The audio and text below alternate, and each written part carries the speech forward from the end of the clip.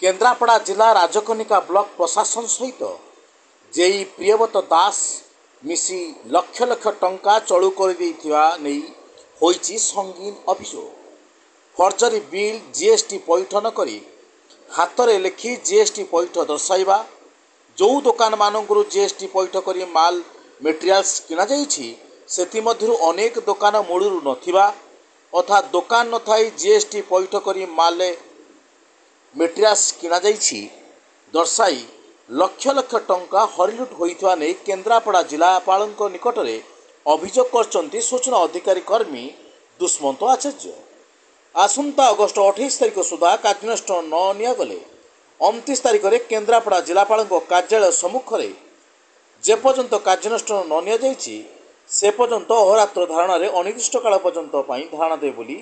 जिलापाल को अवगत कराई सूचना देइछन्ति सूचना अधिकारी कर्मी दुष्मंत। ए बाबद तदंत दायित्व रे थिबा राजकनिका वीडियो को पचाइबारु अभियोग तदंत परिसभुक्त रहिथिबा नै सूचना देइछन्ति वीडियो ये करथले अभियोग करथले कोन सर रिपोर्ट देइछन्ति ना से प्रथमे आरटीआई नु तथ्य मागिथिले से आरटीआई तथ्यटी संपूर्ण भाବରେ ताकू दिया जाइछि किंतु से जो अभियोग करथिले सेटा हमें हायर अथॉरिटी पर पाइछु अभियोग पत्र पाइछु से तदंत चली जे ऑफिशियल मान को देइछु से तदंत जल्दी कले हमें शीघ्र रिपोर्ट सबमिट कर दो जेई को पंचायत पाई नुहे सेटा होची जोटी फल जदी थिबो त तार जन कार्यानुष्ठान ग्रहण करा हो। वर्तमान से कौन सारे कार्यानुष्ठान कोनी वर्तमान से तदंत परिषद अछि परियुक्त अछि हमें खूब शीघ्र रिपोर्ट सबमिट केते दिन भीतर से रिपोर्ट करू हमें 7 दिन भीतर करू। अभियोग मुताबक राजकनिका ब्लॉक रो सिको एवं काटणा बणिया पंचायत रो ब्लॉक प्रशासन द्वारा होइथिबा कार्य संबंधित तथ्य सूचना अधिकार आईन माध्यम आवेदन करी सेही तथ्य प्राप्त हेबा परे अनेक दुर्नीति होइथिबार धरिथिले दुष्मंत। फर्जरी बिल माध्यम अनेक दुर्नीति होइथिबाकु नै दृढ़ कार्यानुष्ठान नेबाकु गत जनवरी मास 8 तारिख में केन्द्रापड़ा जिलापाल निकट में लिखित अभियोग करबा परे अभियोग को दीर्घ 8 मास बीती जाइथिले सुद्धा कौनसी कार्यानुष्ठान न नेबा नै अभियोग करने सहित धारणा दे कार्यानुष्ठान नेबाकु दाबी करिवे। तदंत आଳରେ कौनसी कार्यानुष्ठान न करी होइथिबा दुर्नीति उपरे परदा पकाइबा सहित जेई प्रियव्रत दास को घंट घोड़ाई थिबा बेले सांघातिक अभियोग करने सहित जो ब्लॉक प्रशासन एही दुर्नीति रे शामिल रहिचंती तांको हाथ में तदंत भार दिया जाइथिबारु चोर हाथ में चाबिकाठी दिया जाइछि बोली दीर्घ 8 मास होला कौनसी कार्यानुष्ठान हेउ नै कि तदंत मध्य सरू नै बोली गुरुत्व अभियोग आनिछंती दुष्मंत।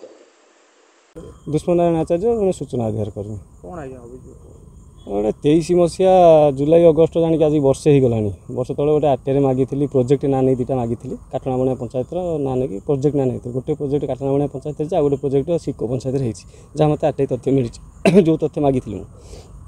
तापर देखिली से जो ये होता जो तथ्य देली आनी जो कम हो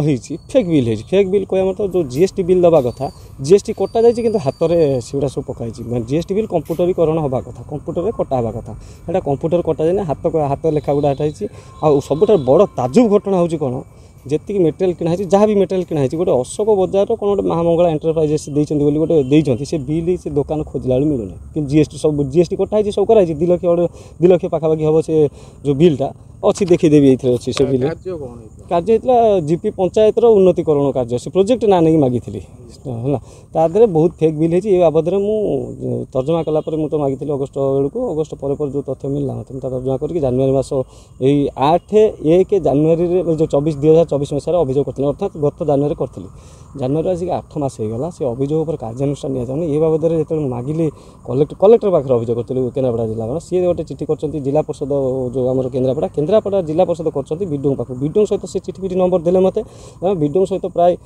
6 मास खंड होगा कंट्राक्टर अच्छी भितर 6 मास है केत विडो जी अच्छा सी कहते मध्य जो इलेक्शन है इस्तार इलेक्शन पर देखी इलेक्शन बिजी अच्छी ये गड़े गड़का चल इलेक्शन गला मुझे मेसेज कर कथा फोन भी कथा हो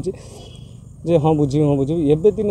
4-8 दिन खंड तले फोन करते मत कहले हाँ मुझे पाई आउ से दुकान ना जोटा कहते आउ गोटे कम पाई आउ गोटे कम भी देखुची से भी से करेंगे मुझे देखुची मुझे जब तथ्य चाहिए मुझे देवी कहले हाँ दरकार है मागिले ना मत लास्ट